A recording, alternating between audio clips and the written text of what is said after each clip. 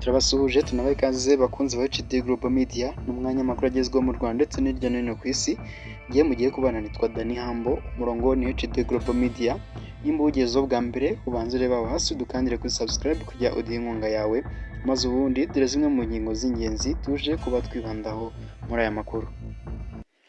Mu makuru yacu turababwira ko Dr Justin Nsengiyumva yagizwe Minisitiri w'Intebe asimbuye Dr Edouard Ngirente.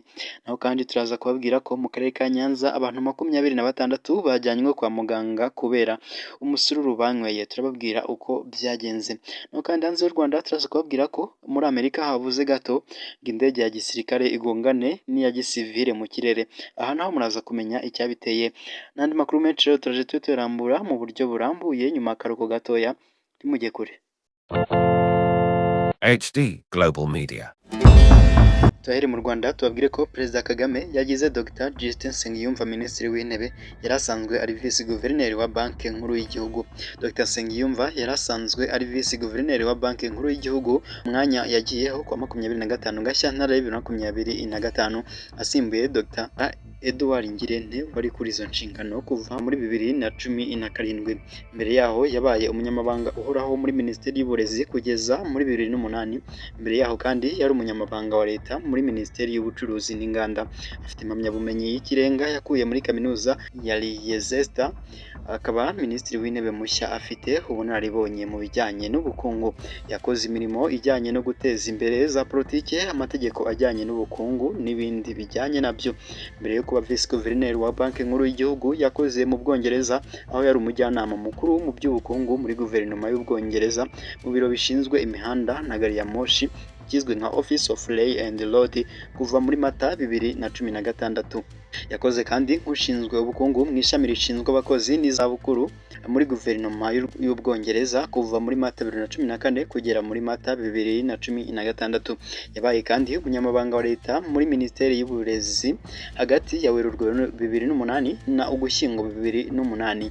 Yabaye ndetse umunyamabanga wa leta muri Minisiteri y'Inganda n'Ubucuruzi hagati ya Kamena 2005 na Werurwe 2008. Yakoze kandi nk'ushinzwe gahunda n'ubushakashatsi muri Refuge Action hagati ya Kamena 2009 n'Ukuboza 2013. Afite impamyabushobozi y'ikirenga mu bukungu yakuye muri kaminuza ya Leicester hagati ya 2011 na 2015. Afite kandi masters mu bijyanye n'ingamba z'ubukungu n'imicungire yabwo yakuye muri kaminuza ya Nairobi, n'impamyabumenyi y'icyiciro cya kabiri cya kaminuza mu bucuruzi yakuye muri Catholic University of East Africa. Itegeko nshinga risobanura ko iyo Minisitiri w'Intebe yeguye cyangwa avuyeho ku mpamvu ari yo yose bituma n'abandi bagize guverinoma begura. Perezida wa Repubulika yakira ukwegura kwa guverinoma iyo Minisitiri w'Intebe amushyikirije. Guverinoma yeguye ikora gusa imirimo ya buri munsi kugeza igihe hashyiriweho indi guverinoma. Iyo Minisitiri w'Intebe avuyeho biba bivuze ko na guverinoma igomba kongera kurahira. Tuyakomereze mu karere ka Nyanza tubabwire ko abantu 26 bahuriye kwa muganga, umwe muri bo aremba bikomeye nyuma yo kunywa ikinyobwa cya gakondo gitunganywa mu masaka kizwi nk'umusururu, maze ubwo uwo musururu ubagwa nabi mu nda, hakekwa umwanda bwenganywe. Ibi byabereye mu mudugudu wa Nyamitobo w'akagari ka Kabuga mu murenge wa Nyagisozi mu karere ka Nyanza kwa 20 Nyakanga 2025, aho urugo rw'umuyobozi ushinzwe umutekano muri uwo mudugudu yari yagize ibirori by'umubatizo w'umwana we, maze mu binyobwa yari yateguriye abashyitsi be ashyiramo n'umusururu. Amakuru avuga ko nyuma y'ibirori abanyoye uyu musururu ukabagwa nabi barimo na bene urugo, umugore n'umugabo, maze abagera ku 26 bajya kwa muganga, barimo 25 bagiye ku ivuriro ry'ibanze rya Muveya riherereye mu murenge wa Nyagisozi, mu gihe umwe yajyanywe ku bitaro bya Nyanza. Umunyamabanga nshingwabikorwa w'umurenge wa Nyagisozi Habinshuti Sylvio yavuze ko mu isesengura ry'ibanze bakoze babonye ko ubu burwayi bwatewe n'umwanda iki kinyobwa cyateguranywe. Gitifu Habinshuti yasabye abaturage kongera isuku mu binyobwa byose bategura kugira ngo bibe ibibafasha kugira ubuzima bwiza no kuryoshya iminsi mikuru aho kuva mu birori berekeza kwa muganga. Amakuru yamenyekanye ni uko uko ari 25 bari ku ivuriro ry'ibanze batangiye koroherwa mu gihe urwariye mu bitaro bya Nyanza we agikomerewe.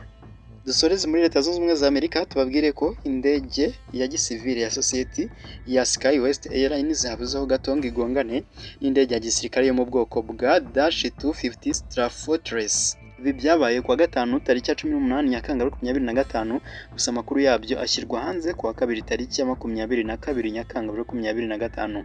Iyi ndege ya SkyWest yavaga i Minneapolis muri leta ya Minnesota yerekeza Imino muri North Dakota. Ubwo yari iri hafi kururuka yahise itungana na B250 Stratofortress yayisanze mu kirere nyuma yo guhaguruka ku birindiro bya gisirikare biri hafi aho. Umupilote w'iyi ndege ya gisivile yavuze ko byasabye ko akata byihuse kugira ngo atagongana n'iyi ya gisirikare.